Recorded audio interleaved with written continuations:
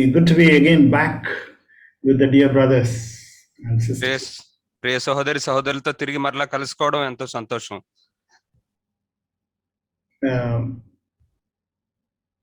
In the last couple of weeks, rather 3 weeks, we were talking about one of the unique blessings that we have in the new covenant, that is a family.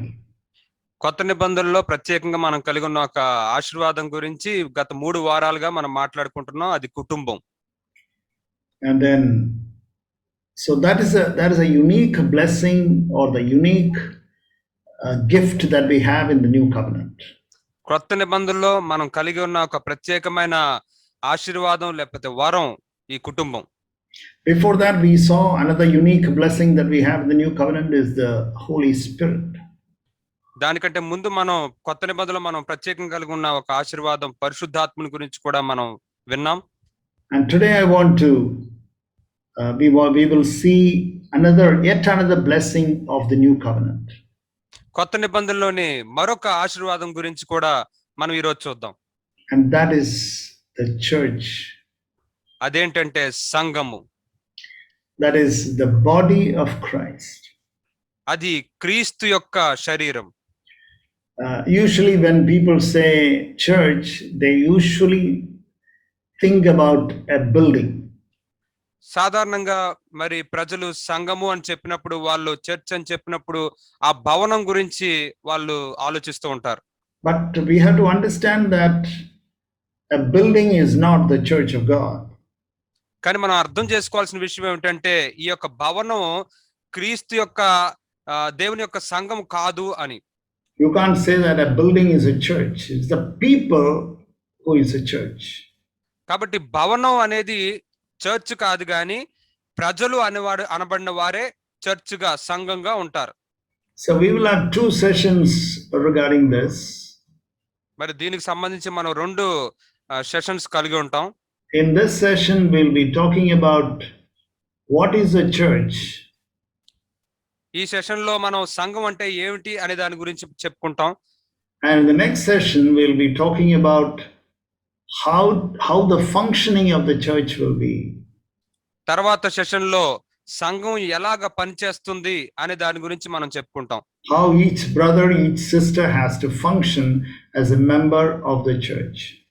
సంఘంలో సభ్యులుగా ప్రతి సహోదరుడు సహోదరి ఏ విధంగా ప్రవర్తించాలి, పని చేయాలి అనే దాని గురించి మనం చూస్తాం తర్వాత.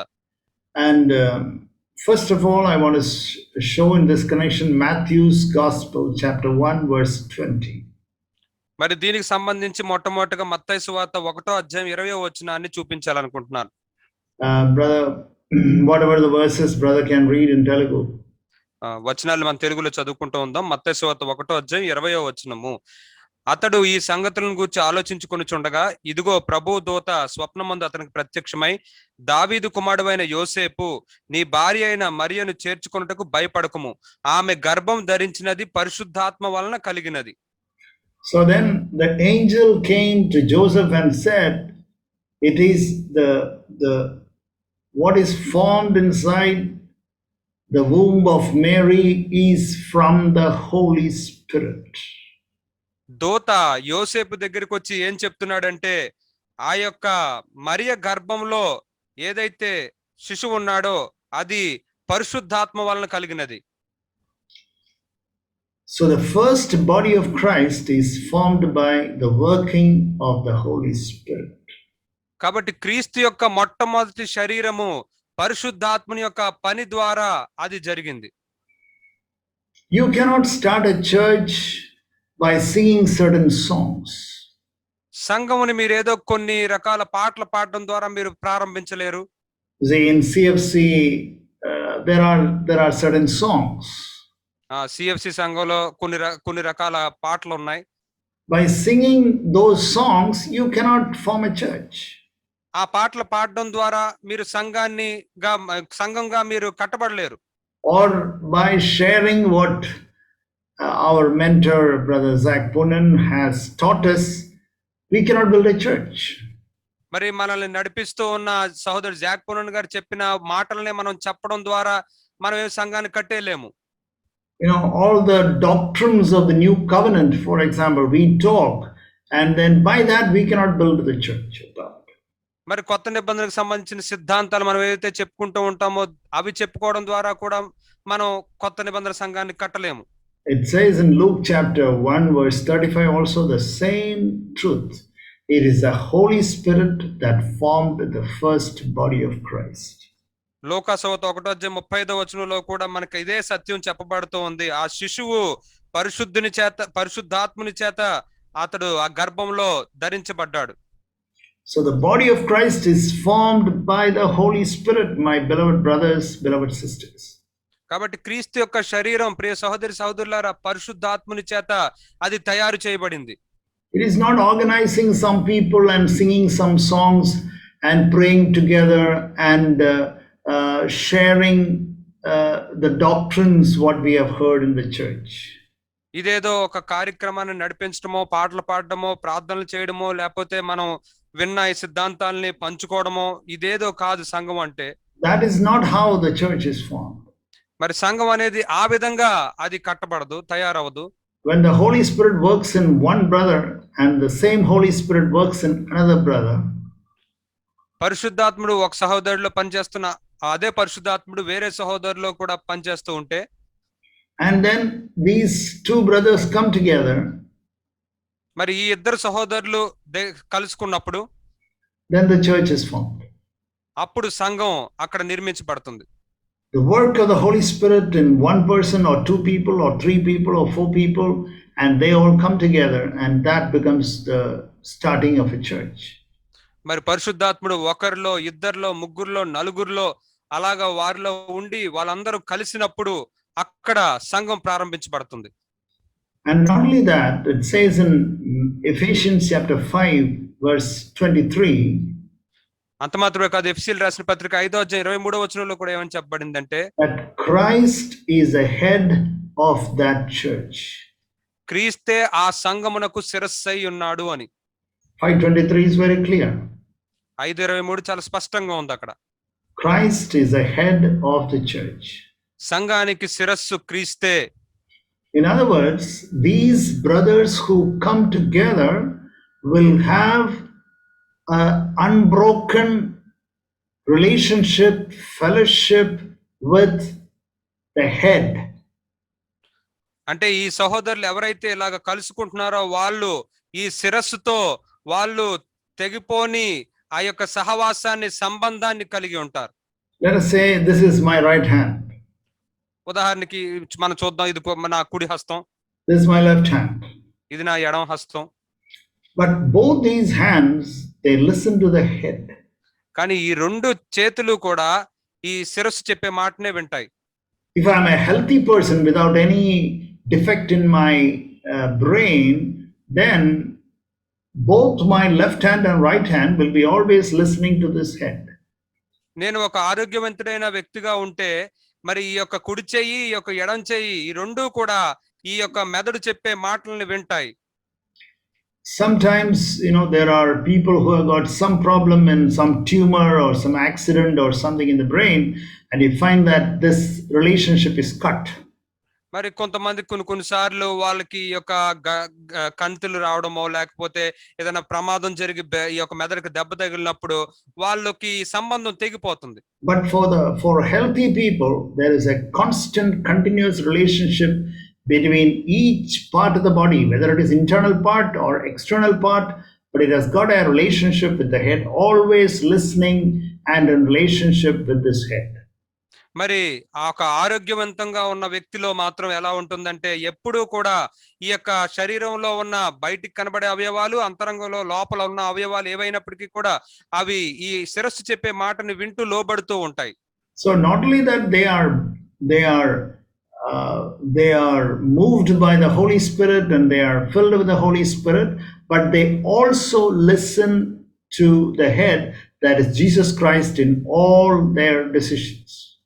మరి వాళ్ళు పరిశుద్ధాత్మని చేత నింపబడడం మాత్రమే కాదు, నడిపించబడడం మాత్రమే కాదు, కానీ వారు తీసుకునే ప్రతి నిర్ణయంలో కూడా శిరస్సు అయి ఉన్న యేసు యొక్క మాటను వాళ్ళు వింటారు. Always they got a unbroken relationship with the head. వాళ్ళు ఎల్లప్పుడూ కూడా శిరస్సుతో తెగిపోని సంబంధాన్ని కలిగి ఉంటారు. And in case they have they feel that their relationship is gone or cut, or immediately they repent and restore that relationship with the head. ఒకవేళ వాళ్ళకి ఆ సంబంధం తెగిపోయింది అనే ఒక భావన వచ్చిన వెంటనే వాళ్ళు పశ్చాత్తాపడి ఆ సంబంధాన్ని తిరిగి పునరుద్ధరించుకోవడానికి వాళ్ళు మారు మనసు చెందుతూ ఉంటారు.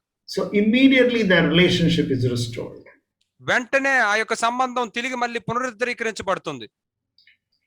So this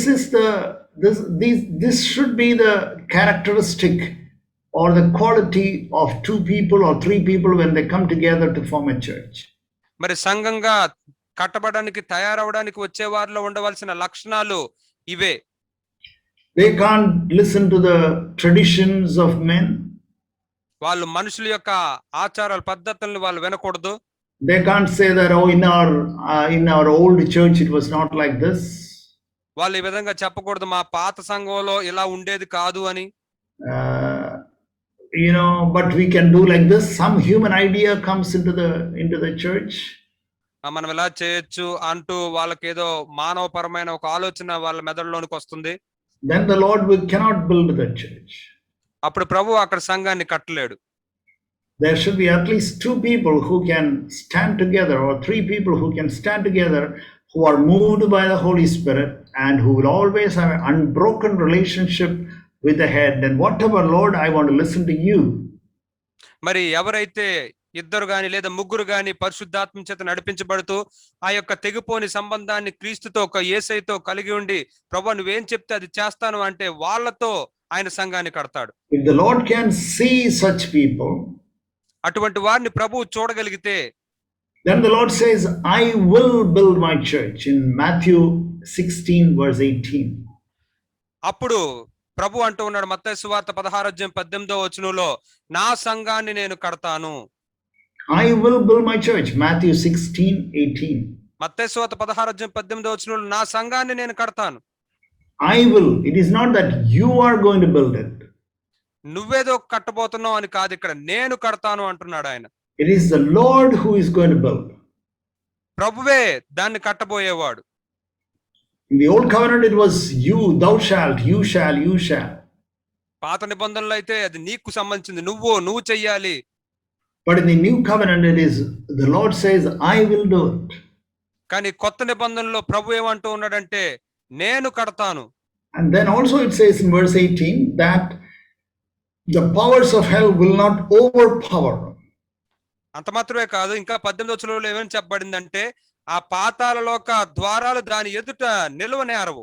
The powers of hell will not overpower that church. ఆ సంఘాన్ని ఆ పాతాళ లోక శక్తులు జయించలేవు. If the Lord is building a church, then the powers of hell will not overpower or overtake that.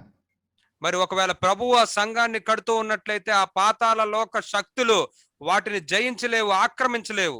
We have to keep these two important phrases always in mind.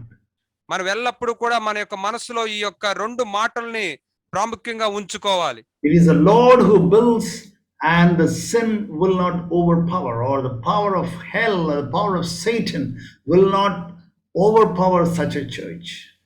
మరి ఆ సంఘాన్ని కట్టేది ప్రభువే కాబట్టి ఆ యొక్క పాపము, సాతాను, పాతాళలోక శక్తులు ఏవి కూడా ఆ సంఘాన్ని జయించలేవు. When there are fights and quarrels in a church, సంఘంలో కోట్లాటలు, గొడవలు ఉన్నప్పుడు, and then we can say that the powers of hell are overpowering in that church. అప్పుడు మనం ఏం చెప్పుకోవచ్చు అంటే ఆ సంఘాన్ని ఆ పాతాళలోక శక్తులు జయించాయని. When the leaders are falling into adultery, then we can say that the powers of hell are overpowering in that church. నాయకులమైన మనం ఒకవేళ వ్యభిచారంలో పడిపోతూ ఉన్నట్లయితే అప్పుడు ఆ యొక్క పాతాళలోక శక్తులు ఆ సంఘాన్ని జయించాయని మనం చెప్పొచ్చు. When the leaders steal money and get money and become corrupt and become rich, we can say that the powers of hell are overpowering that church. నాయకులు ఆ యొక్క డబ్బుల్ని దొంగతనం చేస్తూ, స్వీకరిస్తూ, మోసం చేస్తూ ఆస్తులు పెంచుకుంటూ ఉన్నట్లయితే అప్పుడు ఆ యొక్క పాతాళలోక శక్తులు ఆ సంఘాన్ని జయించాయని మనం చెప్పొచ్చు. So this verse 16-18 is the first time that the Lord Jesus speaks about the church. ఈ 16-18 ప్రభువు సంఘం గురించి చెప్పిన మొట్టమొదటి మాట ఇది. And then the second time when the Lord speaks about the churches in Matthew chapter 18, verse 19 and 20. రెండోసారి సంఘం గురించి ప్రభు అయిన యేసు చెప్పిన వచనం ఎక్కడంటే మత్తయి సువార్త 18వ అధ్యాయం 19వ వచనంలో. There also there are two important phrases which I want you to notice. అక్కడ కూడా మీరు గమనించాలని నేను కోరుతున్న రెండు ప్రాముఖ్యమైన మాటలు అక్కడ ఉన్నాయి. The first one is called, it is they agree. మొదటిది మీరు గమనించాల్సింది ఏంటంటే వాళ్ళు ఏకీభవించారు. And then it says in the midst. ఆ తర్వాత అక్కడ ఏం చెప్పబడిందంటే వారి మధ్య. So first of all let us see what is this agree. మొట్టమొదటిగా మనం ఈ ఏకీభవించడం అంటే ఏంటో చూద్దాం. That is something which I never used to understand for a long time. అది అనేక సంవత్సరాలు నేను దీన్ని అర్థం చేసుకోలేకపోయాను. I always used to think that agree means we have to agree in all our decisions. నేను ఏకీభవించడం అంగీకరించడం అంటే మనం తీసుకునే నిర్ణయాల్లో ఏకీభవించాలి అంగీకరించాలి అని అనుకుంటూ ఉండేవాడిని. We cannot agree in all decisions or our opinions always. మరి మనం తీసుకునే ఆ నిర్ణయాల్లో గాని మన ఉద్దేశాల్లో గాని మనం అంగీకరించుకోకపోవచ్చు, ఏకీభవించలేకపోవచ్చు. One brother may have a particular opinion about something.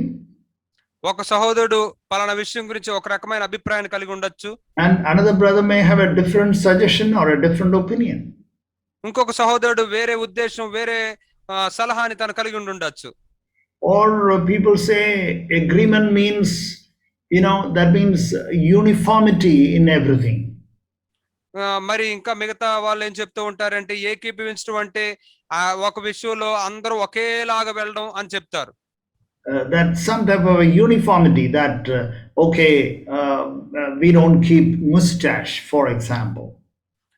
అందరం కూడా ఒకేలాగా వెళ్ళడం అంటే ఉదాహరణకి మనందరం కూడా మీసాలు కలిగి ఉండకూడదు అని ఒకటి చెప్తారు. Thank God I don't have mustache, but other brothers have it. దేవునికి వందనాలు, నాకు మీసాలు లేవు, మిగతా సహోదరులకు ఉన్నాయి. So it is not uniformity. కాబట్టి అందరూ ఒకేలాగా ఉండటం అనేది దీని అర్థం కాదు. So people think that when we have uniformity and that is unity. మరి ప్రజలు ఏమనుకుంటూ ఉంటారంటే అందరూ ఒకేలాగా ఉంటే అదే ఏకీభవించడం అనుకుంటారు. No. Uniformity is not unity. అందరూ ఒకేలాగా ఉండడం ఏకీభవించడం కాదు. That doesn't mean that we agree. అంటే మనం ఏదో అందరూ ఏకీభవించి అంగీకరిస్తూ ఉన్నాం అని అర్థం కాదు. Okay, we all agree that we will not have TV in our house. మనందరం కూడా మన ఇళ్లలో టీవీని కలిగి ఉండకూడదు అని అందరూ ఏకీభవిద్దాం. Or we all agree that we will buy only car from one company, Maruti company. మనందరం కూడా మారుతి సుజుకి కంపెనీ నుంచే కారు కొనుక్కుందాం అని ఏకీభవిద్దాం. This is not agreement. ఇది ఏకీభవించడం అంటే ఇది కాదు. That is not the agreeing which the Lord has said. ప్రభువు చెప్పిన ఏకీభవించడం అంటే ఇది కాదు. Or you should always all have the same type of food in your homes. లేదా మీరందరూ కూడా ఒకే రకమైన ఆహారాన్ని మీ ఇళ్లలో కలిగి ఉండాలి. Or everybody should have similar economic status and social status. మరియు మీ అందరూ కూడా మరి ఆర్థికంగా సామాజికంగా ఒకే స్థాయిలో ఉండాలి. Then what is this agreement? అది కాదు. మరి ఈ ఏకీభవించడం అంటే ఏమిటి? Agreement is in your spirit. ఈ యొక్క ఏకీభవించడం అనేది మీ యొక్క ఆత్మలో. I want you to turn to Ephesians chapter 4 verse 3. మీరు ఎఫెసీయులకు రాసిన పత్రిక 4వ అధ్యాయం 3వ వచనం తీయాలని నేను కోరుతున్నాను. There we find that very clear. Ephesians chapter 4 verse 3, it says the unity of the spirit. అక్కడ మనం ఆత్మలో ఏకీభవించడం అంటే ఏంటో స్పష్టంగా మనం అక్కడ చూస్తాం. So then the unity should be on your spirits. కాబట్టి ఏకీభవించడం అనేది మీ ఆత్మలో ఉండాలి. We may disagree on so many things.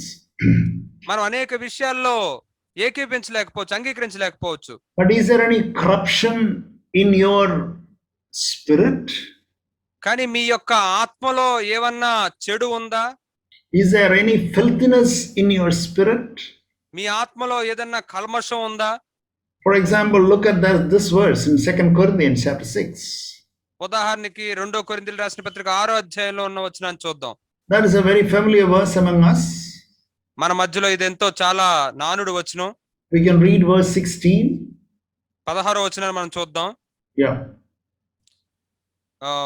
దేవుని ఆలయమునకు విగ్రహంతో ఏం పొందిక? What is the relationship between God's temple and Belial's? మరి దేవుని యొక్క ఆలయమునకును విగ్రహములతో ఏమి పొందిక? What is the relationship? There is no relationship. ఏముంది అక్కడ సంబంధం? ఏమీ లేదు. And then he says in verse 18. ఆ తర్వాత 18వ వచనంలో ఆయన ఏం చెప్తూ ఉన్నాడంటే, Yeah. నేను వారిలో నివసించి సంచరింతును, నేను వారి దేవుడినై యుందును, వారు నా ప్రజల యందురు, కావున మీరు వారి మధ్య నుండి బయలువెడలి ప్రత్యేకంగా ఉండి పవిత్రమైన దాన్ని అపవిత్రమైన దాన్ని ముట్టకూడని ప్రభువు చెప్తున్నాడు. I'll be a father, I'll be a God, and you shall be my daughters, you shall be my sons. మరియు నేను మిమ్మల్ని చేర్చుకుందును, మీకు తండ్రినై యుందును, మీరు నా కుమారులను కుమార్తెలనై యుందురని సర్వశక్తి గల ప్రభువు చెప్పుచున్నాడు. I'll be your father. నేను మీ తండ్రినై ఉంటాను. I'll be in your midst. మీ మధ్య నేను ఉంటాను. I'll be in your midst and you shall be my children. నేను మీ మధ్య ఉంటాను, మీరు నా పిల్లలుగా ఉంటారు. And that talks about the church of God. అదే దేవుని యొక్క సంఘం గురించి చెప్తూ ఉంది. But read the next verse. అయితే తర్వాత వచనాన్ని చదువుదాం. What is that verse? 2 Corinthians chapter 7 verse 1. ఏంటా వచనం? 2 కొరింథీయులకు రాసిన పత్రిక 7వ అధ్యాయం 1వ వచనం. Yeah.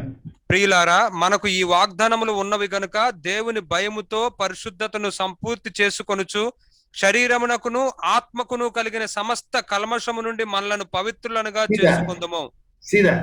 If you have to maintain that church relationship in that godly relationship in a church and build the church, then it is very important that you should not have any filthiness in your spirit. కాబట్టి ఈ యొక్క సంఘంలో దైవికమైన సంబంధాన్ని మనం ఒకరితో ఒకరు కలిగి ఉండాలి అంటే మన ఆత్మలో ఉన్న ఆ యొక్క కల్మషాన్ని నుంచి మనల్ని మనం పవిత్రంగా చేసుకోవాలి. What is that filthiness of the spirit? మరి ఆత్మకున్న కల్మషం అంటే ఏమిటి? When you have got an unforgiveness towards another person, వేరే వ్యక్తి పట్ల నువ్వు క్షమించలేని గుణాన్ని కలిగి ఉండటం, that is a filthiness of the spirit. అది ఆత్మకున్న కల్మషం. You can come together on Sunday morning and we can clap hands and we can worship God, and you may think that you are worshiping God. ఆదివారం ఉదయం వచ్చి చప్పట్లు కొట్టి దేవుడికి ఆరాధిస్తున్నానని నువ్వు అనుకోవచ్చు. And we may think that God is so happy with you. నువ్వు అనుకోవచ్చు దేవుడు నీతో నీ విషయంలో చాలా సంతోషంగా ఉన్నాడని. Now God is not happy. దేవుడు సంతోషంగా లేడు. Because God is looking at your heart or your spirit, and he says your spirit is not right with the brother who sits near you. దేవుడు ఏమంటున్నాడంటే నీ యొక్క హృదయము, నీ యొక్క ఆత్మ నీ దగ్గరలో కూర్చున్న నీ సహోదరుడి విషయంలో సరిగా లేదు. You have got a grudge against that brother who sits behind you or in front of you or left side or right side.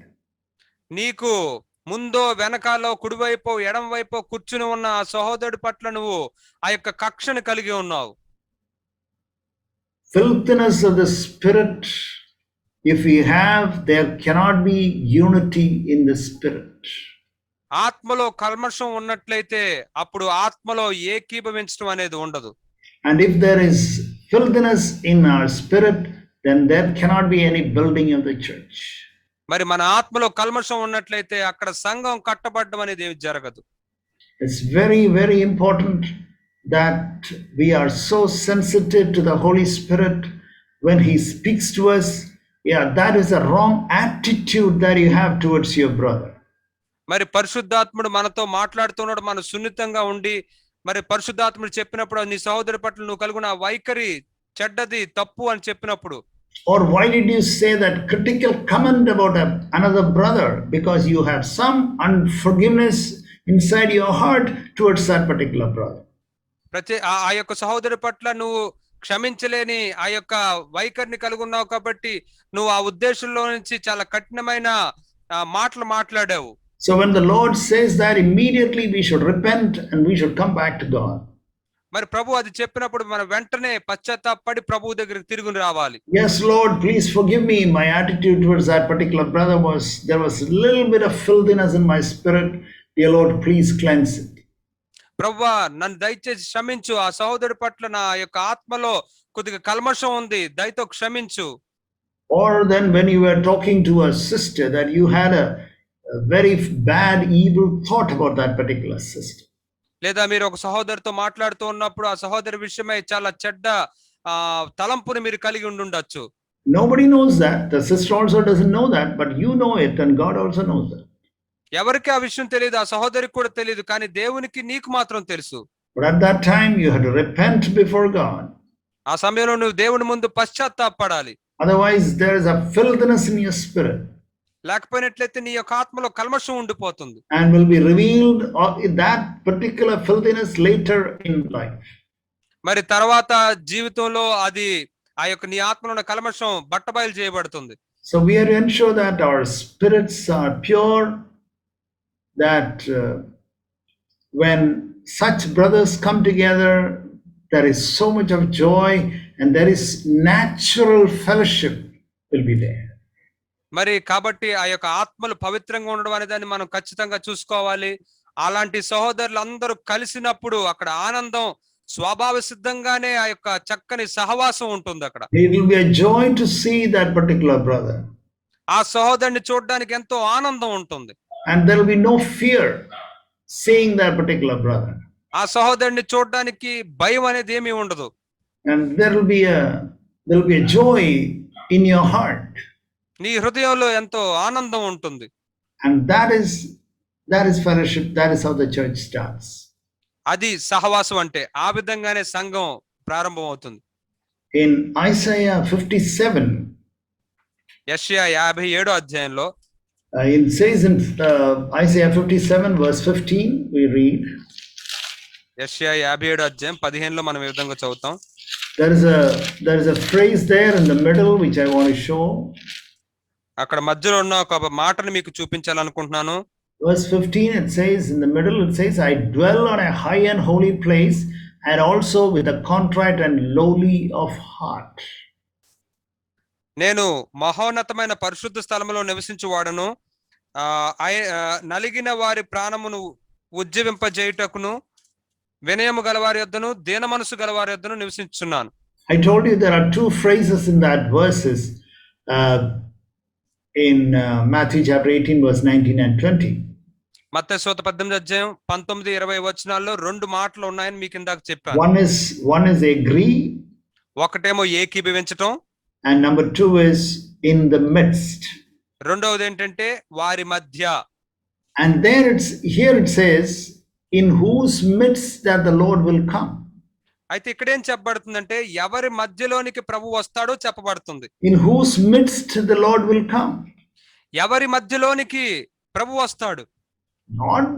Not that many people pray this prayer, Lord, we thank you that 2 or 3 gather together in your name and you are in our midst. మరి అనేక మంది ఈ విధంగా ప్రార్థిస్తూ ఉంటారు, ప్రభువా ఇద్దరు ముగ్గురు ఎక్కడైతే ఏకీపిస్తారో కలుస్తారో అక్కడ నువ్వు ఉంటానని చెప్పా ప్రభువా అని ప్రార్థిస్తారు. Are you so sure that God is in your midst because 2 or 3 have gathered together? మరి మీరు ఇద్దరు ముగ్గురు కలిసి ఉన్న కారణాన్ని బట్టి ప్రభు మీ మధ్య ఉన్నాడని మీకు నిశ్చయత ఉందా? No, we can't be so sure of that. లేదు, దాని విషయమే మనకు అంత నిశ్చయత లేదు. Because from this verse in Isaiah chapter 57 verse 15, the middle it says, I dwell with the contrite and lowly in the heart. అయితే యెషయా 57వ అధ్యాయం 15వ వచనంలో ఏమని చెప్పబడుతుందంటే వినయము గలవారి యొద్దను దీన మనస్సు గలవారి యొద్దను నివసించుచున్నాను.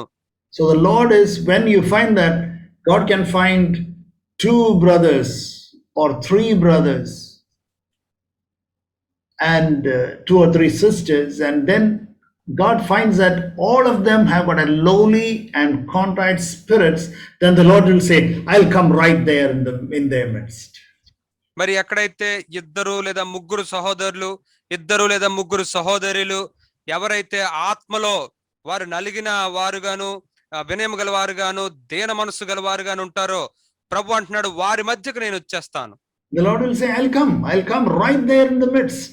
ప్రభు అంటున్నాడు, వారి మధ్యలోనికి నేను వస్తాను, but you should have a contrite and a humble and a broken spirit. కానీ మీరు ఆ యొక్క దీనత్వంతో నలిగిన వినయంతో కూడిన మనస్సును మీరు కలిగి ఉండాలి.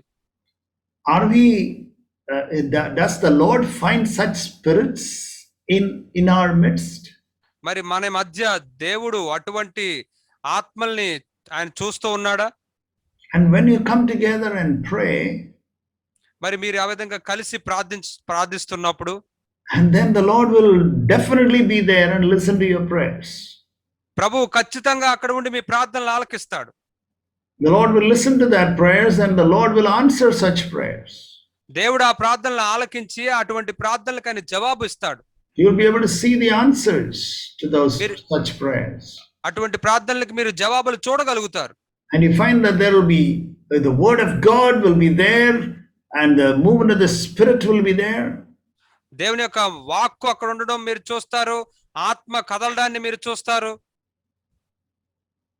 But the people should have a spirit, a broken and a contrite spirit and a blameless spirit. When such people with such spirits come together, you find that the Lord will start building the church. మరి ఆ విధంగా విరిగి నలిగిన మనస్సు, ఆత్మని, నిందారహితమైన ఆత్మని ఎవరైతే కలిగి ఉంటారో అటువంటి సహోదరులు కలిసినప్పుడు అక్కడికి ప్రభు వచ్చి సంఘాన్ని కట్టడం మొదలు పెడతాడు. Okay, now I want to show you from the scripture the two marks of the church of God. దేవుని సంఘానికి ఉన్న రెండు గుర్తుల్ని మీకు లేఖనాల్లోంచి చూపిస్తాను. The two marks of the church of God. దేవుని సంఘానికి ఉన్న రెండు గుర్తులు. In first of all, I want to show this verse in John's Gospel, chapter 17. మొట్టమొదటిగా యోహాను సువార్త 17వ అధ్యాయంలో చూపిస్తాను. Verse 21 to 23. 21 నుంచి 23 వచనాలు. యోహాను సువార్త 17వ అధ్యాయం 21 నుంచి 23 వచనాలు. మరియు నీవు నన్ను పంపితివని లోకము నమ్మునట్లు తండ్రి నా యందు నీవును నీ యందు నేనును ఉన్నలాగున వారును మన యందు ఏకమై ఉండవలెనని వారి కొరకు మాత్రము నేను ప్రార్థించట్లేదు, వారి వాక్యము వలన నా యందు విశ్వాసముంచు వారందరూ ఏకమై ఉండవలనని వారి కొరకును ప్రార్థించుచున్నాను. మనము ఏకమై ఉండలాగున వారును ఏకమై ఉండవలనని నీవు నాకు అనుగ్రహించిన మహిమను నేను వారికి ఇచ్చి తిని వారి యందు నేనును నా యందు నీవును ఉండుట వలన వారు సంపూర్ణులుగా చేయబడి ఏకముగా ఉన్నందున నీవు నన్ను పంపితివనియు నీవు నన్ను ప్రేమించినట్టే వారిని కూడా ప్రేమించితివనియు లోకము తెలుసుకొనున్నట్లు నాకు అనుగ్రహించిన మహిమను వారికి ఇచ్చి తిని. So here we find in verse 21 or 22 or 23 there is one phrase which is repeated, that is oneness or unity. మరి ఈ 21 నుంచి 23 వచనాలు మనం చదివిన దాంట్లో ఒక్క మాట తరచుగా చెప్పబడుతుంది. అదేంటంటే ఏకమై ఉండటము, ఏకత్వాన్ని గురించి చెప్పబడుతోంది. So unity or oneness is the mark of a church. కాబట్టి సంఘానికి ఉన్న గుర్తు ఏమిటంటే ఐక్యత. They will not fight for my opinion or your opinion. వాళ్ళు మరి నీ ఉద్దేశం నా ఉద్దేశం అంటూ వాళ్ళు గొడవ పడరు. My suggestion, it should happen like this. This is my opinion or my suggestion. ఇది నా సలహా, ఇది నా ఉద్దేశం, ఈ విధంగానే జరగాలి అని ఉండదు. Each person will be willing to give up their own suggestion, their own will. ప్రతి ఒక్క వ్యక్తి కూడా తన సొంత చిత్తాన్ని, తన సొంత ఉద్దేశాలని విడిచిపెట్టడానికి ఇష్టపడుతూ ఉంటాడు. And then allow the Holy Spirit to bring about a consensus, a agreement. మరి పరిశుద్ధాత్ముడు అక్కడ ఏకీభావాన్ని అంగీకారాన్ని తీసుకురావడానికి అనుమతిస్తూ ఉంటారు. So if the Lord is building a church in a particular place, కాబట్టి ప్రభు ఒక స్థలంలో సంఘాన్ని కడుతూ ఉన్నట్లయితే, you see, many people can come together and say that we are also associated with CFC. అనేక మంది వచ్చి అక్కడికి మేము కూడా CFC తో సంబంధం కలిగి ఉన్న వారు CFC వాళ్ళమని చెప్పుకుంటూ ఉంటారు. So we are also a CFC church. మేము కూడా CFC సభ్యులమే, సంఘ సభ్యులమే. But then there should be a growth in unity. అయితే అక్కడ ఐక్యతలో ఎదుగుదల ఉండాలి. In the beginning, there may not be any unity, ప్రారంభంలో అక్కడ ఐక్యత ఏమి ఉండకపోవచ్చు, or you find that it is a matter of growth. కానీ అది ఎదుగుదలకు సంబంధించిన విషయం అని మీరు గుర్తించవచ్చు. And then we should grow in unity as the days go by. దినాలు గడిచే కొలది కూడా మనం ఆ ఐక్యతలో మనం ఎదుగుతూ ఉండాలి. You know, once you have the brothers who have these type of spirit that I have already explained. నేను ఇప్పటికే వివరించిన ఇటువంటి ఆత్మను కలిగిన సహోదరులు మీరు అక్కడ కలిగి ఉంటే, and there will be a growth in unity as the days go by. అప్పుడు అక్కడ దినాలు గడిచే కొలది కూడా ఆ యొక్క ఐక్యతలో ఎదుగుదల ఉంటుంది. How is that practically? How will it take place? We will see next week. మరి అది అభ్యాసాత్మకంగా క్రియల్లో ఎలా జరుగుతుంది అనేది తర్వాత వారం మనం చూద్దాం. So the first quality of a church, of the real church of God, is unity or oneness. కాబట్టి దేవుని యొక్క నిజమైన సంఘానికి ఉండే మొట్టమొదటి గుర్తు ఏమిటంటే ఐక్యత. And you may say, brother, how did you learn all this? మీరు అనొచ్చు, సహోదరుడు నువ్వు వీటినన్నిటిని ఎలా నేర్చుకున్నావు? As I already said about regarding the family, I learned it through failures and big failures. నేను కుటుంబం గురించి చెప్పినప్పుడు నేను ఓటముల ద్వారా పెద్ద ఓటముల ద్వారా నేర్చుకున్నాను అన్నట్లుగానే. I have failed miserably and I have learned good lessons from the Lord. నేను చాలా ఘోరంగా ఓడిపోయి ప్రభు దగ్గర నుంచి మంచి పాఠాలు నేర్చుకున్నాను. So that is the first characteristic of the true church of God. కాబట్టి దేవుని యొక్క నిజమైన సంఘానికి ఉన్న మొట్టమొదటి గుర్తు ఇదే. You are always willing to give up in order to preserve the unity. ఐక్యతను కాపాడుకోవడం కోసం నువ్వు ఎల్లప్పుడూ నీ యొక్క అభిప్రాయాలు వాటిని విడిచిపెట్టడానికి సిద్ధంగా ఉంటావు. The Lord will always ask me, which is important now? ప్రభు ఎల్లప్పుడూ నన్ను అడుగుతూ ఉండేవాడు, ఇప్పుడు ప్రాముఖ్యమైనది ఏమిటి అని. When there is a disagreement among the brothers, సహోదరుల మధ్య ఆ యొక్క అభిప్రాయ భేదాలు వచ్చినప్పుడు, one brother will say like this, another brother will say like this, ఒక సహోదరుడు ఇలా చెప్తాడు, ఇంకో సహోదరుడు ఇలా చెప్తాడు, another brother will say like this, ఇంకో సహోదరుడు ఇలా చెప్తాడు. So you find that 3 brothers or 4 brothers will say 4 different things. కాబట్టి మనం అక్కడ ఏం చూస్తామంటే 3 సహోదరులు లేదా 4 సహోదరులు వేరువేరుగా చెప్పడాన్ని చూస్తాం. So what shall we do? కాబట్టి మనం ఏం చేయాలి? Yeah. Then the Lord usually tells me in my heart. అప్పుడు ప్రభు సాధారణంగా నా యొక్క హృదయంలో చెప్తూ ఉంటాడు. Which is more important now? ఇప్పుడు ఏది ఇక్కడ ప్రాముఖ్యమైనది? Which is more important? ఇప్పుడు ఏది ప్రాముఖ్యమైనది? Which is important? Your opinion, your suggestions, or the unity of the church and fellowship in the church? నీ యొక్క ఉద్దేశం, నీ యొక్క సలహా ప్రాముఖ్యమా, లేకపోతే ఐక్యత సంఘంలో ఐక్యత, సహవాసంలో ఐక్యత ప్రాముఖ్యమా? So I always say, yes, Lord, fellowship is more important here, and I give up. కాబట్టి ఎల్లప్పుడు ప్రభువా ఇక్కడ సహవాసమే ప్రాముఖ్యమైనది, కాబట్టి నేను వదిలివేస్తున్నాను. And with all joy, with all rest, I give up. ఎంతో ఆనందంతో, ఎంతో విశ్రాంతితో నేను అక్కడి నుంచి విరమించుకుంటాను. And when I give up like that, you find that everything is. Then another brother is also willing to give up. Then another brother is also willing to give up, and then we find that. There is a agreement. General agreement comes after the meeting. మరి ఆ విధంగా నేను వదులుకున్నప్పుడు, తర్వాత వేరే సహోదరుడు కూడా అలా వదులుకున్నప్పుడు, ఇంకో సహోదరుడు కూడా అలా వదులుకున్నప్పుడు, అప్పుడు తర్వాత చివర్లో ఒక ఏకాభిప్రాయం వస్తుంది. It is not one man's strong will that is imposed on the church. సంఘం మీద ఒక వ్యక్తి యొక్క బలమైన తన కోరిక, తన ఇష్టం ఆపాదించడం కాదు. That is not the church of God. That is some dictatorship. అది దేవుని యొక్క సంఘం కాదు, అది ఒక నియంత పాలన. Whatever I say is a rule. Listen to me. నేనేం చెప్తే అదే నియమం, నేను చెప్పేది వినండి. And when a person says like that, that is dictatorship. That is not the church of God. మరి ఎవరైనా ఆ విధంగా చెప్తే అది దేవుని యొక్క సంఘం కాదు, అది ఒక నియంత పరిపాలన. Okay, we will discuss that in the next meeting, God willing. దేవుడి చిత్తమైతే తర్వాత కూడికలో మనం దాన్ని గురించి మాట్లాడుకుందాం.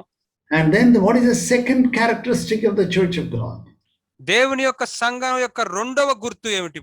First characteristic is unity or oneness. మొదటి గుర్తేమో ఐక్యత. The second characteristic is holiness. రెండవది ఏంటంటే పరిశుద్ధత. In Revelation 21 about the New Jerusalem, about the church of God, it says it's holy, it's holy, it's holy. ప్రకటన గ్రంథం 21వ అధ్యాయంలో నూతన యెరూషలేము గురించి దేవుని యొక్క సంఘం గురించి ఏమని చెప్పబడిందంటే అది పరిశుద్ధమైనది, పరిశుద్ధమైనది, పరిశుద్ధమైనది. It says about it describes, when you have time you can go through Revelation chapter 21. మీకు సమయం ఉన్నప్పుడు మీరు ప్రకటన గ్రంథం 21వ అధ్యాయంలో దాని గురించి వివరించబడింది మీరు చూడొచ్చు. So we find that unity and holiness. కాబట్టి ఇక్కడ మనం ఏం చూస్తున్నామంటే ఐక్యత, పరిశుద్ధత. And then brothers, we have to ensure that the brothers are in unity. కాబట్టి సహోదరులందరూ కూడా ఐక్యతలో ఉన్నారో లేదనేది మనం చూసుకుంటూ ఉండాలి. And that is the reason why we should emphasize, we should encourage, and we should exhort brothers to forgive one another and to become one and one and one.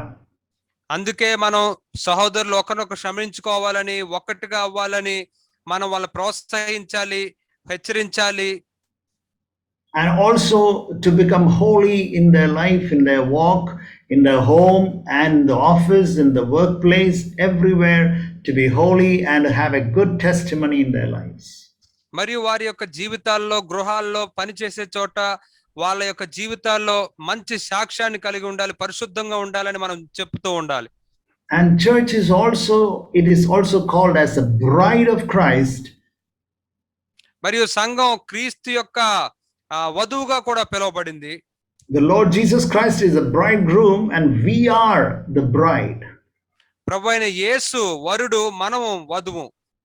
In Revelation chapter 19 we read. ప్రకటన గ్రంథం 19వ అధ్యాయంలో మనం చదువుతాం. In Revelation chapter 19 verse 7 and 8. ప్రకటన గ్రంథం 19వ అధ్యాయం 7, 8 వచనాలు. Verse 8 you can read, brother. 8వ వచనం చదువుకుందాం. మరియు ఆమె ధరించుకొనుటకు ప్రకాశములను నిర్మలములునైన సన్నపు నారబట్టలు ఆమె కీయబడెను, అవి పరిశుద్ధుల నీతి క్రియలు.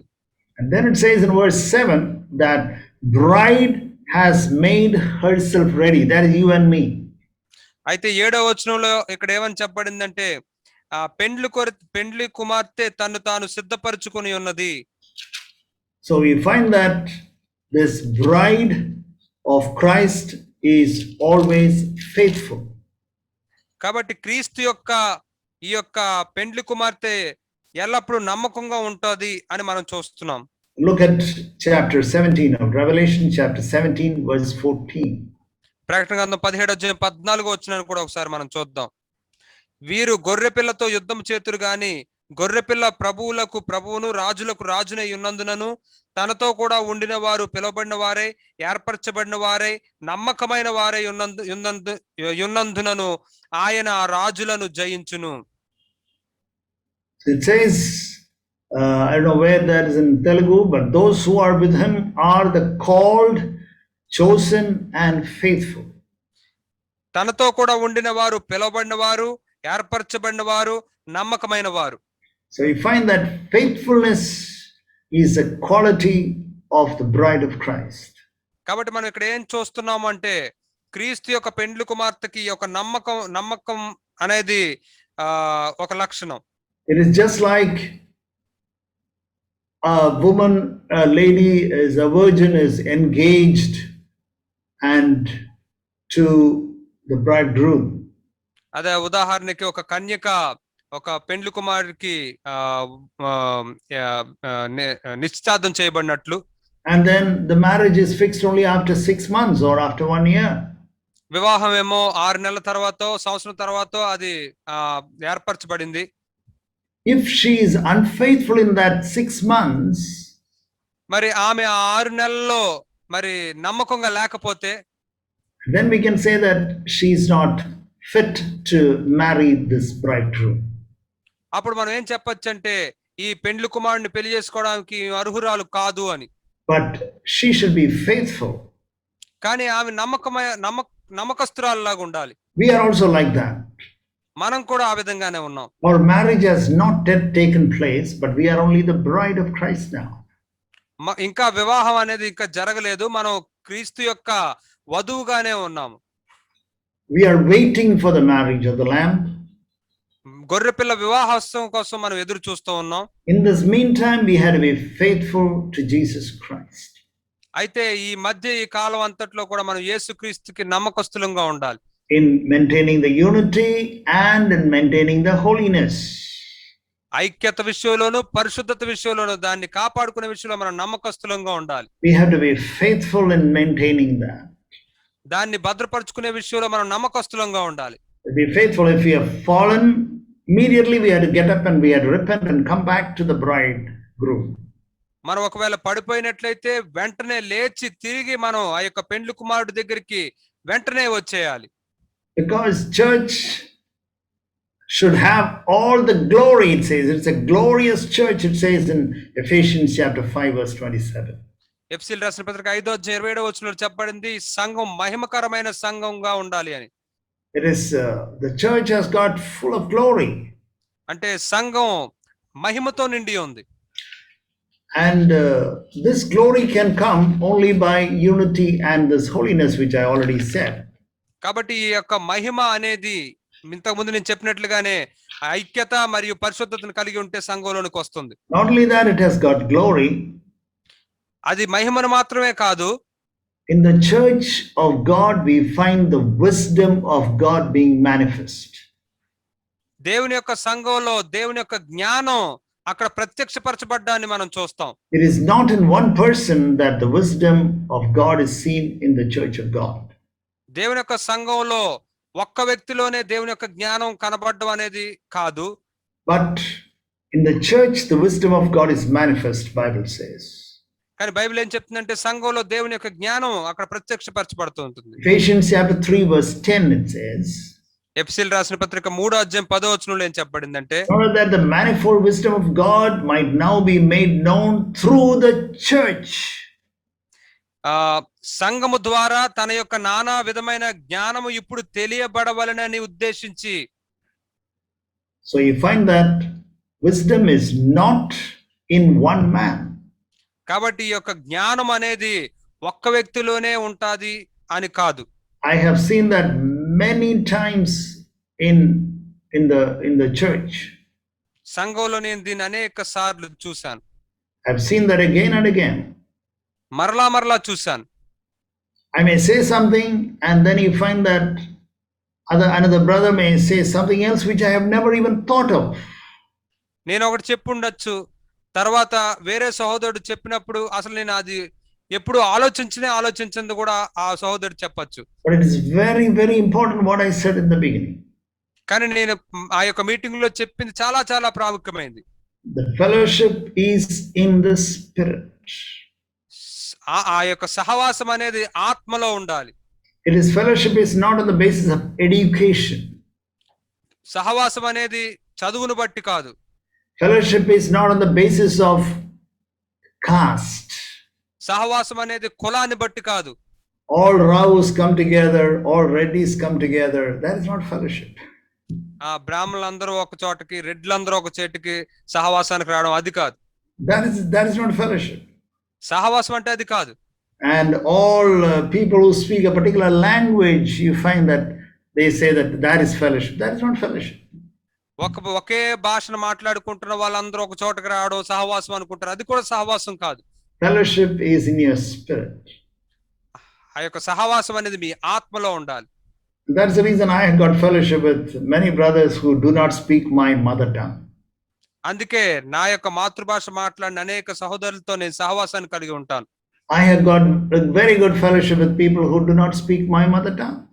నా మాతృభాష మాట్లాడని వారితో నేను చాలా చక్కని సహవాసాన్ని కలిగి ఉన్నాను. So my fellowship is not based on my mother tongue or my caste.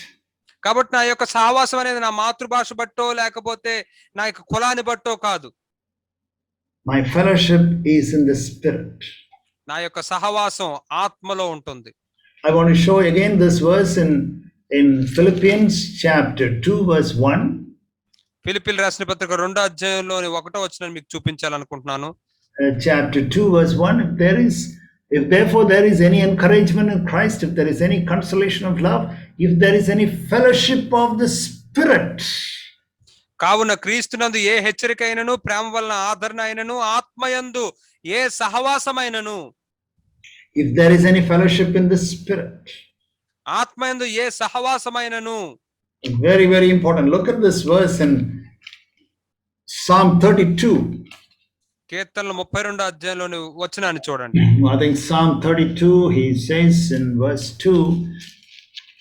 కీర్తనల 32వ అధ్యాయం 2వ David says వచనం. that. Verse 2. 2వ వచనం. How blessed is the man to whom the Lord does not impute iniquity, and in whose spirit there is no deceit. యెహోవా చేత నిర్దోషి అని ఎంచబడిన వాడు, ఆత్మలో కపటము లేనివాడు ధన్యుడు. Yeah, in the spirit there is no deceit. ఆత్మలో కపటము లేనివాడు. That is what I am talking about, fellowship in the spirit. ఆత్మలో సహవాసం అంటే ఇదే నేను చెప్తుంది. There are people who, when they see each other, they say, praise the Lord, praise the Lord, praise the Lord. కొంతమంది ఉంటారు, వాళ్ళు ఒకరినొకరు చూసుకున్నప్పుడు ప్రైజ్ ది లార్డ్ అని చెప్తారు. But in the spirit, you have got anger and bitterness and prejudice and grudges towards the other person. బయటికి అలా చెప్తా కానీ నీ లోపల మాత్రం ఎంతో కోపము, ద్వేషము, కక్ష కలిగి ఉంటావు అతని మీద. And that is why David says, and in whose spirit there is no deceit. అందుకే దావీదు ఇక్కడ చెప్తూ ఉన్నాడు, ఆత్మలో కపటము లేనివాడు. He says, I don't want to have any deceit in my spirit. నా ఆత్మలో ఏ కపటాన్ని నేను కలిగి ఉండాలనుకోవట్లేదు. That's the reason when he committed that sin, he wrote an open psalm, everybody to read in Psalm 51. Even today we read that. అందుకే అతడు ఆ యొక్క పాపాన్ని చేసినప్పుడు తను అందరికీ తెలిసేటట్లుగా ఆ యొక్క కీర్తనలు 51వ అధ్యాయంలో తను స్పష్టంగా రాశాడు. ఇప్పటికీ మనం అది చదువుకుంటూ ఉన్నాం. And he said, Lord, you will not reject a broken and a contrite spirit. మరియు అతడు ఏమని చెప్పాడంటే, విరిగి నలిగిన హృదయాన్ని ప్రభువా, మా వ్యక్తిని నువ్వు నిర్లక్ష్యం చెయ్యవు. He was not hiding and he was not trying to justify himself. No. అతడు వాటిని దాచిపెట్టి తాను సమర్థించుకుంటూ నీతిమంతుడని కనపరచుకోవడానికి ప్రయత్నించట్లేదు. Lord, you desire the truth in the innermost being. Lord, you desire that, he says in Psalm 51. అతడు అంటున్నాడు కీర్తన 51వ అధ్యాయంలో, ప్రభువా, దేవా, నువ్వు అంతరంగమందు ఆ యొక్క నీతిని కోరుకునేవాడివి. When the Lord looks at your heart today, beloved brothers, beloved sisters, ప్రియ సహోదరులారా, ప్రభు ఈ రోజు నీ హృదయంలోనికి చూస్తున్నప్పుడు, is the Lord able to see truth in your spirit? నీ యొక్క ఆత్మలో ఆయన సత్యాన్ని చూస్తున్నాడా? We find a beautiful picture in 2 Kings chapter 10. 2వ రాజులు 10వ అధ్యాయంలో ఒక చక్కని దృశ్యాన్ని మనం చూస్తాం. 2 Kings chapter 10. 2వ రాజులు 10వ అధ్యాయం verse 15, it says, 15వ వచనంలో అక్కడ ఈ విధంగా చెప్పబడింది. When he had departed from there, he met Jonadab, the son of Rechab, coming to meet him. And he, that is Jehu, greeted him and said to him, is your heart right as my heart is with your heart? And Jonadab answered, it is. Then Jehu said, if it is, give me your hand. అచ్చటి నుండి అతడు పోయిన తర్వాత తన్ను ఎదుర్కొన్న వచ్చిన రేకాబు కుమారుడైన యెహోనాదాబును కనుగొని అతనిని కుశల ప్రశ్నలు అడిగి, నీ ఎడల నాకున్నట్టుగా నా ఎడల నీకున్నదా అని అతని అడుగగా, యెహోనాదాబు ఉన్నదనెను. అలాగైతే నా చేతిలో చెయ్యి వేయమని చెప్పగా అతడు ఇతని చేతిలో చెయ్యి వేసెను. Is your heart right as my heart is with your heart? నా ఎడల నీకున్నట్లుగా నీ ఎడల నా హృదయంలో ఉన్నట్లుగా నా ఎడల నీ హృదయంలో ఉన్నదా? My heart is right with you, brother. సహోదరుడా, నా హృదయం నీ పట్ల ఎంతో సరిగా ఉంది. Is your heart right with my heart? మరి నా హృదయంతో పాటు నీ హృదయం సరిగానే ఉందా? Then let us say praise the Lord, then let us shake hands. అప్పుడు మనం ప్రైజ్ ది లార్డ్ చెప్పుకుందాం, అప్పుడు Sheikh హ్యాండ్లు ఇచ్చుకుందాం. Then the Lord will be happy. అప్పుడు ప్రభు సంతోషిస్తాడు. Then the church will be built. అప్పుడు సంఘం కట్టబడుతుంది. Otherwise, we'll be building Babylon. లేకపోతే మనం బబులోన్ని మాత్రమే కడుతూ ఉంటాం. What is the mark? What are the marks of Babylon? బబులోని యొక్క గుర్తులేమిటి? We can see that in Revelation chapter 18. ప్రకటన గ్రంథం 18వ అధ్యాయంలో మనం చూడొచ్చు. Either we are building the bride of Christ or we are building the Babylon.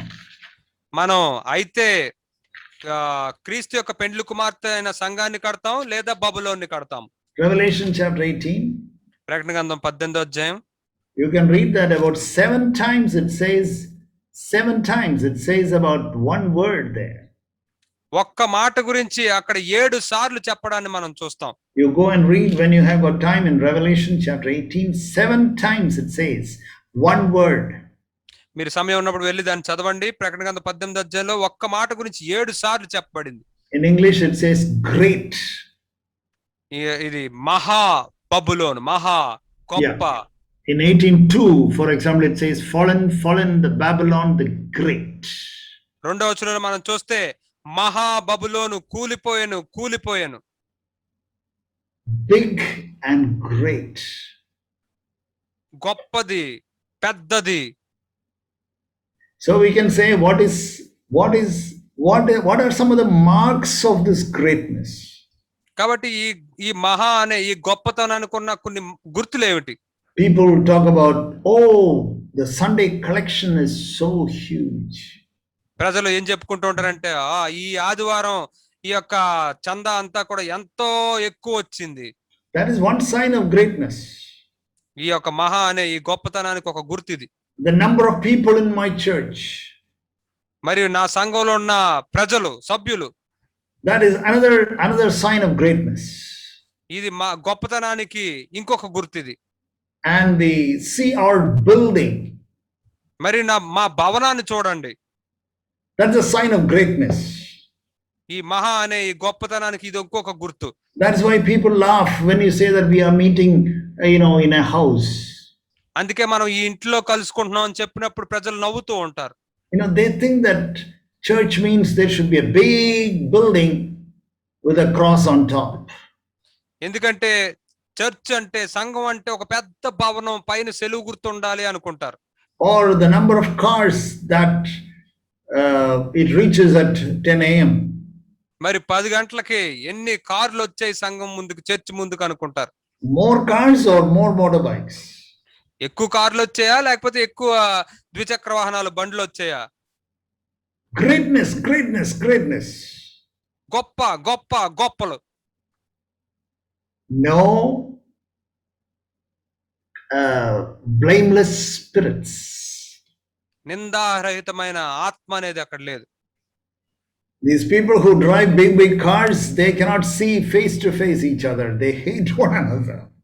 ఈ పెద్ద కార్లలో వచ్చే వాళ్ళు ఒకరినొకరు ముఖాన్ని చూసుకోలేరు. వాళ్ళు ఒకరినొకరు ద్వేషించుకుంటూ ఉంటారు. And then each one looks at the other car and say, my car is better, bigger, and the latest model. మరి వాళ్ళు ఒకరి కార్లు ఒకరు చూసుకుని నా కారు చాలా కొత్తగా వచ్చింది, మోడల్ ఇది చాలా పెద్దది కూడా అనుకుంటారు. This is the church of Christ. ఇదేమన్నా క్రీస్తు యొక్క సంఘం? అసలు that is not the church of Christ. క్రీస్తు యొక్క సంఘం అది అస్సలు కాదు. What is another sign of Babylon? బబులోను యొక్క మరొక గుర్తు ఏమిటి? Unfaithfulness. అపనమ్మకంగా ఉండటం. Chapter 17 verse 5. 17వ అధ్యాయం 5వ వచనంలో, upon her forehead a name was written, a mystery, Babylon the great, the mother of harlots and of the abominations of the earth. దాని నొసట దాని పేరు ఇలాగు రాయబడి ఉండెను, మర్మము, వేశ్యలకును భూమిలోని ఏహ్యమైన వాటికి తల్లి అయిన మహాబబులోను. Don't be scared by the word harlotry. వేశ్య అనే పదాన్ని బట్టి భయపడొద్దు. It talks, I'll show you a verse in James chapter 4 verse 4.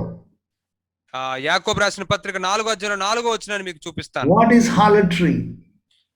ఈ యొక్క వేశ్య, ఈ వ్యభిచారం అంటే ఏమిటి? I told you that the bride of Christ is faithful. నేను చెప్పాను, క్రీస్తు యొక్క వధువు, పెండ్లి కుమార్తె నమ్మకంగా ఉంటుంది. The bride of Christ is faithful, but Babylon is a harlot. కాబట్టి క్రీస్తు యొక్క పెండ్లి కుమార్తె నమ్మకంగా ఉంటుంది, కానీ ఈ యొక్క బబులోను మాత్రం వేశ్యగా ఉంటుంది. James explains what is this harlotry in chapter 4, James chapter 4 verse 4. యాకోబు రాసిన పత్రిక 4:4 యాకోబు ఈ యొక్క వ్యభిచారం, ఈ వేశ్య అంటే ఏంటో మనకు చూపిస్తూ ఉన్నాడు. You adulteresses, do you not know that the friendship with the world is hostility toward God? వ్యభిచారిణులారా, ఈ లోక స్నేహం దేవునితో వైరమని మీరు ఎరుగరా? So what is harlotry? కాబట్టి వ్యభిచారం అంటే ఏమిటి? What is unfaithfulness? అపనమ్మకంగా ఉండడం అంటే ఏమిటి? You love the world and you go after the world, and everything that the world considers big and great is big and great in your eyes also. ఈ లోకం వెంట వెళ్తూ ఉంటావు, లోకంలో కోరుకుంటూ ఉంటావు. ఈ లోకం దేన్నైతే గొప్పగా చూస్తుందో అదే నీ దృష్టిలో కూడా గొప్పగా ఉంటుంది. Then the Lord will call us adulterer. అప్పుడు ప్రభు మనల్ని ఏమని పిలుస్తాడంటే వ్యభిచారులారా అని పిలుస్తాడు. Dear brothers and sisters, the Lord should never call us like that. ప్రియ సహోదరి సహోదరులారా, ప్రభు మనల్ని ఎన్నడూ అలా పిలవకూడదు. So let us repent and come back to God. కాబట్టి మనం మారు మనసు పొంది ప్రభు దగ్గరికి తిరిగి Dear వద్దాం. Lord, I want to be part of the church and I want to build this church. ప్రభు నీ సంఘంలో సభ్యుడిగా ఉండి ఈ సంఘాన్ని కట్టే పనిలో Lord, ఉండాలనుకుంటున్నాను. I will do my best. ప్రభు నేను చేయగలిగినంత నేను చేస్తాను. Forget about the other brother. వేరే సహోదరు గురించి నువ్వు విడిచిపెట్టు. Lord, I shall do my best to preserve the unity. ప్రభువా, ఈ యొక్క ఐక్యతని కాపాడుకోవడానికి నేను చేయగలిగినంత చేస్తాను ప్రభువా. Lord, I shall do my best to be holy. ప్రభువా, పరిశుద్ధంగా ఉండడానికి నేను చేయగలిగినంత నేను చేస్తాను. Lord, I shall do my best to listen to my head, who is Christ. క్రీస్తు నా శిరస్సు అయి ఉన్నాడు, ఆయన చెప్పేదాన్ని వినడానికి నేను చేయగలిగినంత చేస్తాను. I shall do my best to be controlled by the Holy Spirit always. ఎల్లప్పుడు పరిశుద్ధాత్మని చేత అదుపు చేయబడడానికి నేను చేయగలిగినంత నేను చేస్తాను. Lord, I will seek to be contrite and humble and broken always. ప్రభువా, ఎల్లప్పుడు నేను విరిగి నలిగిన దీన మనసు కలిగిన హృదయాన్ని కలిగి ఉంటాను. I will never ask, what about that brother? And what about this sister? What about that sister? ఎన్నడూ ఆ సహోదరి సంగతి ఏంటి, ఈ సహోదరి సంగతి ఏంటి అని నేను అడగను. Lord, I will do my best to preserve the unity of the Spirit. ప్రభువా, ఆత్మ యొక్క ఐక్యతని కాపాడుకోవడానికి భద్రపరచడానికి నేను చేయగలిగినంత చేస్తాను. Lord, I don't want to have, to the best of my knowledge and ability, I don't want to have any deceit in my spirit. ప్రభువా, నాకు తెలిసినంత వరకు కూడా నా యొక్క ఆత్మలో ఏ కపటాన్ని నేను కలిగి Lord, ఉండాలనుకోవట్లేదు. I want my heart to be right with the heart of another brother. ప్రభువా, నా యొక్క హృదయం వేరే సహోదరుని యొక్క హృదయం విషయంలో అది సరిగా ఉండాలి. Will you say that today? ఇది నువ్వు ఈ రోజు చెప్తావా? Will you say that today? ఈ రోజు ఇది చెప్తావా నువ్వు? If you say that, the Lord will build the church through you. నువ్వు ఆ విధంగా చెప్తే నీ ద్వారా ప్రభు సంఘాన్ని కడతాడు. God has no problem with buildings, with people, with all those things. That is nothing for God. మరి దేవుడికి భవనాలు, ప్రజలు ఇవన్నీ ఏమి పెద్ద కాదు. అవన్నీ దేవుడి దృష్టిలో ఏమి గొప్ప కాదు. God can give you all that. దేవుడు వాటినన్నిటిని నీకు ఇవ్వగలడు. But it is so difficult for God to find people like this as we heard today. అయితే మనం ఈ రోజు విన్నట్లుగా ఈ విధంగా ఉన్న ప్రజల్ని కనుగొనడం దేవుడికి ఎంతో I would కష్టంగా ఉంది. encourage you to be one like that, ఈ విధంగా మీరు ఉండాలని నేను మిమ్మల్ని ప్రోత్సహిస్తున్నాను. as I also want to be like that. Continue to be like that. నేను ఆ విధంగా ఎల్లప్పుడూ కొనసాగాలని కోరుకుంటూ ఉన్నాను. Thank you for listening. ఆలకించినందుకు వందనాలు. Shall we pray? ప్రార్థించుకుందామా? Father, we thank you for the word you have given to us. ప్రభువా, నువ్వు మాకు ఇచ్చిన మాటను బట్టి నీకు వందనాలు. Lord, I pray that you will build your church ప్రభువా, నీ సంఘాన్ని నువ్వు కట్టుతావని నేను నీకు ప్రార్థిస్తున్నాను. in different places, Lord, that is represented today. ప్రభువా, ఇక్కడ వేరు వేరు స్థలాల నుంచి వచ్చిన వాళ్ళందరి విషయంలో Lord, as you have shown us in your word. నీ వాక్యంలో నువ్వు మాకు చూపించినట్లుగా ప్రభువా, Thank you, Father. వందనాలు తండ్రి. In the name of Jesus alone we pray. యేసు నామములోనే ప్రార్థిస్తున్నాము. Amen. ఆమేన్.